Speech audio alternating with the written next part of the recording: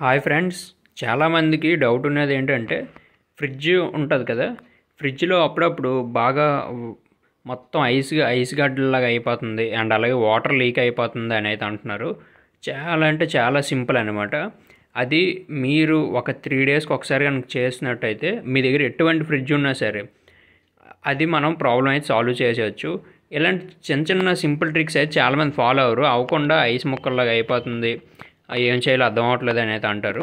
ఈ వీడియోలో చెప్తాను, క్లియర్గా వినండి. అంతకన్నా ముందు మన ఛానల్కి లైక్ చేసి సబ్స్క్రైబ్ అయితే చేసుకోండి. మన ఛానల్లో హౌస్ హోల్డ్ ఐటమ్స్ గురించి అండ్ అలాగే టెక్ రిలేటెడ్ ఇలాంటివి అయితే ఇన్ఫర్మేషన్ అయితే ఇస్తా. ఇప్పుడు చూశారు కదా, ఇలాగ మన ఫ్రిడ్జ్ అనేది అయితే ఉంటుందన్నమాట. ఏ ఫ్రిడ్జ్ కానీ ఇది అయితే కామన్. అండ్ ఇదంతా మన ఏసీ బ్లాక్, అదే ఏసీ అంటున్నాను, ఐస్ ముక్కలు ఇవన్నీ పెట్టుకుంటాం కదా, ఆ బ్లాక్ అనమాట. ఐస్ క్యూబ్స్ ఇవన్నీ పెట్టేది.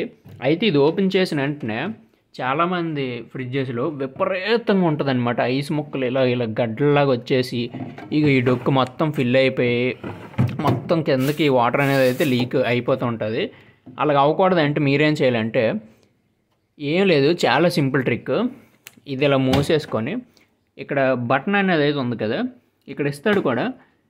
ఎవ్రీ 3 డేస్కి ఒకసారి ఇదిగోండి ఇక్కడ క్లిక్ చేయమని కూడా అయితే ఇస్తాడు, కానీ చాలామందికి అయితే తెలియదు అనమాట. ఇది క్లియర్గా అబ్జర్వ్ చేయండి.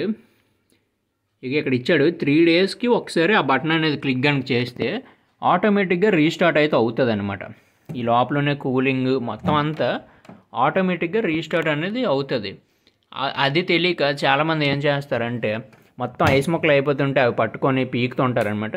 చాలా సింపుల్ ట్రిక్ ఇక్కడ కూడా ఇచ్చాడు.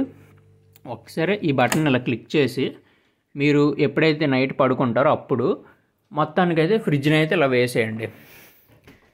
వేసేసారంటే ఇంకా మీ ఫ్రిడ్జ్లో ఎటువంటి లీక్స్ ఉండవు అండ్ అలాగే కూలింగ్ అనేది కూడా సూపర్గా ఉంటుంది. ఎవ్రీ 3 డేస్కి ఖచ్చితంగా చేయాలి, ఎందుకంటే అది చేసిన కూలింగ్ని మళ్ళీ అది రీస్టార్ట్ అనేది చేస్తుంది అనమాట.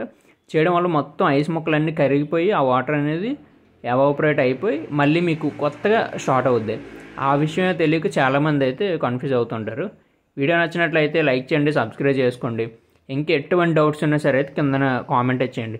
ఇదైనా కాదు, ఎటువంటి హౌస్ హోల్డ్ ఐటమ్స్ గురించి, ఏసీల గురించి కానీ, వాషింగ్ మిషన్స్ ఏవైనా సరే మీకు ఎలాగ వర్కౌట్ చేయాలో తెలియకపోతే నాకైతే కింద కామెంట్ చేయండి, నేనైతే మీకు రిప్లై ఇస్తాను. ఓకేనా? లేదంటే వీడియో చేసి పెడతా.